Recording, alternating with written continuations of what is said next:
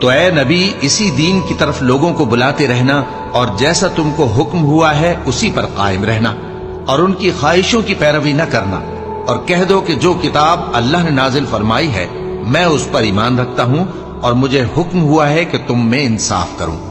اللہ ہی ہمارا اور تمہارا پروردگار ہے، ہم کو ہمارے اعمال کا بدلہ ملے گا اور تم کو تمہارے اعمال کا، ہم میں اور تم میں کچھ بحث و تکرار نہیں۔ اللہ ہم سب کو اکٹھا کرے گا اور اسی کی طرف لوٹ کر جانا ہے۔ اور جو لوگ اللہ کے بارے میں بعد اس کے کہ اسے مومنوں نے مان لیا ہو جھگڑتے ہیں، ان کے پروردگار کے نزدیک ان کا جھگڑا باطل ہے اور ان پر اللہ کا غضب ہے اور ان کے لیے سخت عذاب ہے۔ اللہ ہی تو ہے جس نے سچائی کے ساتھ یہ کتاب نازل کی اور عدل و انصاف کی ترازو بھی، اور تم کو کیا معلوم شاید قیامت قریب ہی آ پہنچی ہو۔ جو لوگ اس پر یعنی قیامت پر ایمان نہیں رکھتے وہ اس کے لیے جلدی مچا رہے ہیں، اور جو مومن ہیں وہ اس سے ڈرتے ہیں اور جانتے ہیں کہ وہ یقینی ہے۔ دیکھو جو لوگ قیامت میں جھگڑتے ہیں وہ پرلے درجے کی گمراہی میں ہیں۔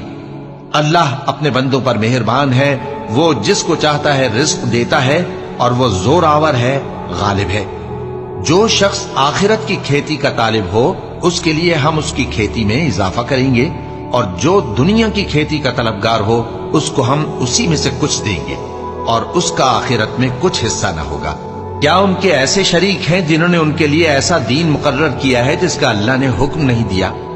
اور اگر فیصلے کے دن کا وعدہ نہ ہوتا تو ان میں فیصلہ کر دیا جاتا۔ اور جو ظالم ہیں ان کے لیے درد دینے والا عذاب ہے۔ تم دیکھو گے کہ ظالم اپنے اعمال کے وبال سے ڈر رہے ہوں گے اور وہ ان پر پڑھ کر رہے گا۔ اور جو لوگ ایمان لائے اور نیک عمل کرتے رہے وہ بہشت کے باغوں میں ہوں گے، وہ جو کچھ چاہیں گے ان کے پروردگار کے پاس موجود ہوگا۔ یہی بڑا فضل ہے، یہی وہ انعام ہے جس کی اللہ اپنے ان بندوں کو جو ایمان لاتے اور عمل نیک کرتے ہیں بشارت دیتا ہے۔ کہہ دو کہ میں اس کا تم سے کچھ صلہ نہیں مانگتا مگر تم کو قرابت کی محبت کا لحاظ تو چاہیے، اور جو کوئی نیکی کرے گا ہم اس کے لیے اس میں ثواب بڑھائیں گے۔ بے شک اللہ بخشنے والا ہے، قدردان ہے۔ کیا یہ لوگ یہ کہتے ہیں کہ پیغمبر نے اللہ پر جھوٹ باندھ دیا ہے؟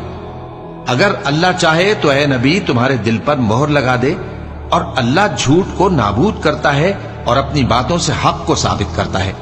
بے شک وہ دلوں کی باتوں تک سے واقف ہے، اور وہی تو ہے جو اپنے بندوں کی توبہ قبول کرتا ہے اور ان کے قصور معاف فرماتا ہے، اور جو کچھ تم کرتے ہو وہ جانتا ہے۔ اور جو لوگ ایمان لائے اور عمل نیک کرتے رہے ان کی دعا قبول فرماتا اور ان کو اپنے فضل سے مزید عطا کرتا ہے، اور جو کافر ہیں ان کے لیے سخت عذاب ہے۔ اور اگر اللہ اپنے سب بندوں کے لیے رزق میں فراخی کر دیتا تو وہ زمین میں فساد کرنے لگتے، لیکن وہ جس قدر چاہتا ہے اندازے کے ساتھ نازل کرتا ہے۔ بے شک وہ اپنے بندوں کو جانتا ہے، دیکھتا ہے، اور وہی تو ہے جو لوگوں کی نا امید ہو جانے کے بعد میں برساتا اور اپنی رحمت یعنی بارش کی برکت کو پھیلا دیتا ہے، اور وہ کارساز ہے، لائق حمد و ثنا ہے۔ اور اسی کی نشانیوں میں سے ہے آسمانوں اور زمین کا پیدا کرنا اور ان جانوروں کا جو اس نے ان میں پھیلا رکھے ہیں، اور وہ جب چاہے ان کے جمع کر لینے پر قادر بھی ہے۔ اور جو مصیبت تم پر واقع ہوتی ہے سو تمہارے اپنے کرتوتوں سے، اور وہ بہت سے گناہ تو معاف کر دیتا ہے۔ اور تم زمین میں اللہ کو عاجز نہیں کر سکتے، اور اللہ کے سوا نہ تمہارا کوئی دوست ہے اور نہ مددگار۔ اور اسی کی نشانیوں میں سے سمندر میں چلنے والے جہاز ہیں پہاڑوں جیسے۔ اگر اللہ چاہے تو ہوا کو ٹھہرا دے کہ جہاز اس کی سطح پر کھڑے رہ جائے۔ ہر صبر اور شکر کرنے والے کے لیے ان باتوں میں قدرت کے نمونے ہیں۔ یا ان کے اعمال کے سبب ان کو تباہ کر دے اور بہت سوں کو معاف بھی کر دے۔ اور سزا اس لیے دی جائے کہ جو لوگ ہماری آیتوں میں جھگڑتے ہیں وہ جان لیں کہ ان کے لیے کوئی جائے فرار نہیں۔